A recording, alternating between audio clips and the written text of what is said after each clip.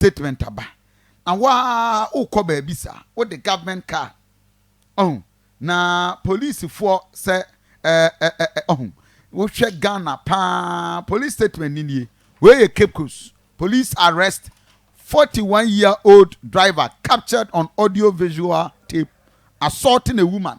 Now, almost say Central Regional Police Command actually 42-year-old driver FM. Godwin Bayo alias Yao for allegedly assaulting woman on March 6. I just say I didn't see on 6 March no.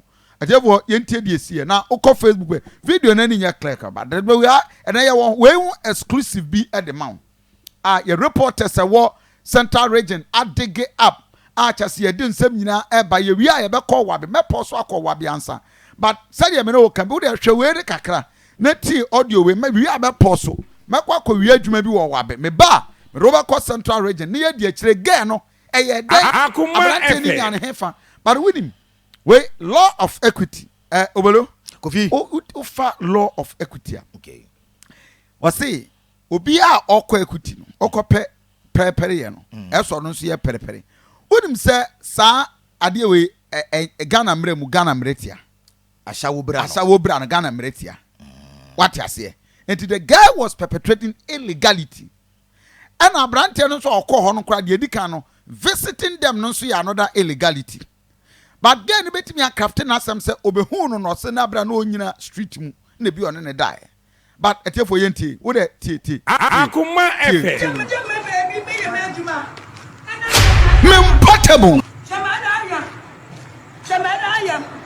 Bosu. Baby, better me made you. Oh, never ever from. Chamada. Why you hit a woman like that? I tell you something. Chamada. I'll take you to a place. Chamada. I'm a Mr. Mendes. Then I will record this. Why you hit a woman like that? I see you well. Would you have bonity? Make I tell you something. Akoma You FM. know, agree. No, you be government worker see you be government worker okay I come in man. madam bra Oh, I mean gentlemen. why say Mr. no go about any yes sir But I didn't know nyana me get me son. I me to them.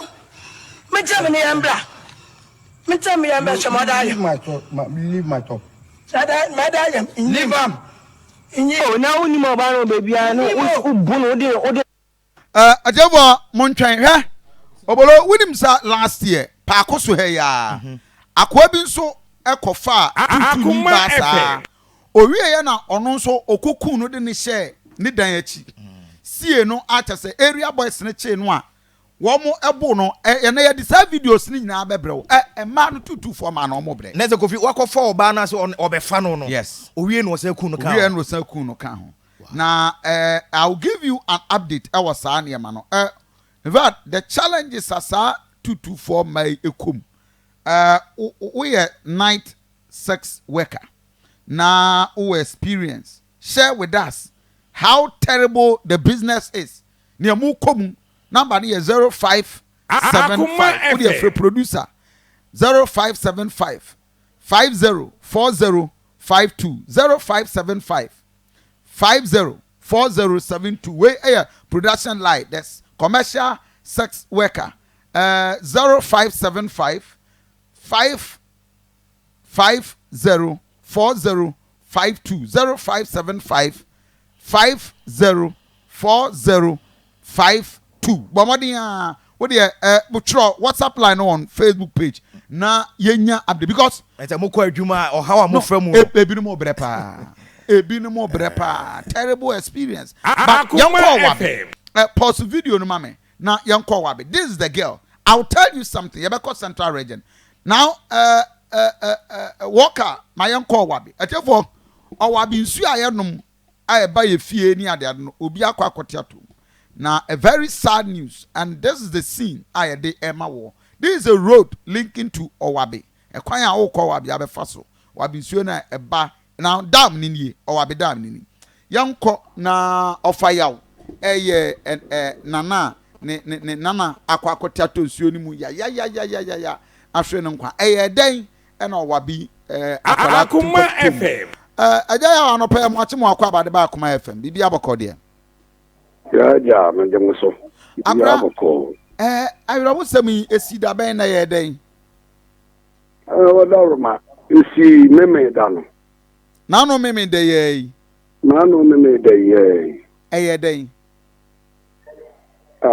sorry anopa me de me nka bi si do fie ana enkolai almost sorry anopa almost na mprim wo tabre nti no ho na kwesi ma ewu se Akoma FM so anu edim nikana we ba me kwa na menim adekodi a esi eduwa na me frɛ ne so anu na busa anu no se akola e frɛ ni William T wakwa kudale wo nwa bimu ama akola na tunsu no ama na yefim nkola wo no mo ko no wo mu nyina yi nam da ma am se de wani kakra kra ba 12 years nti wako kresu nkola li su se wo mo be ba beka bombo mama le lam se ana men so be sole ya iti su Akoma FM ampani pa akola no wato su na mlan TV champrogo no mo de to manim se wo mo kura for so ya se nkola na ba ho no wo mo pamo wo mo nkola na ansan se no mo akofa kwati kwai akwakusi isuru akwakujale ama isu na fa na mpanya pa me kuyi kokobe police fo asutire kacho se di aba no no mo sutu police ni ba ko ama eko na tese sampa ja ekukuyi akola na ni a police fo ni na itin so de ko mo chire Akoma FM wa free mi tisu a ko police station ho ma kwa ko ready ja Iwura no so be ka tere nya ibetimi afa kola na akwa kopura no ye be ni aya mi ya na tina mo tire ya ya de adabia ya omokodware nsuo ni mu ana dabi ensuo no die ntimi nse so mu kodware mu de ya but enkola fi etu ala mo wa open mu lu enti akola no so kura no wonte ha wole ni maame ewu kufuudi atuma kufuudi na bema ni free tabre a ware obaano Akoma FM wole enkola na ba wo mo papa enchen ntimi kura da very day nu a ihu akola no le ana do be 7 o'clock ni fi adanyumre na buja se wo mo aba ha ene wo se wo mo aba weekends ewo le maame le papa enchen ala msi ayo ene ne akwa aba ala mdi amenele kasa asana wo kole enti kwansi ma de achi aya men huni bi ekopem sa de achi ye ala mte se esi akola no akudari su nti wanse kufodi ano ene kabre no wo mu nyina sa kola ni kudari su nsuo lira enti da bari de no mo kole no se ni nsuo da meto kromba bi enti ne nsuo na yiri ene mo koko jare ya akola no ko akwa kokemu Dabi mi fa wo hene na mibo sesa nsuo no Owabi no ni nsuo a eba ye fie ni ade wa santemantemu a yenom omu ni mpanimfo a ehwe so a ye ma obi anko so enko area ha nkwala atiminya access ekọ sa nsuo ni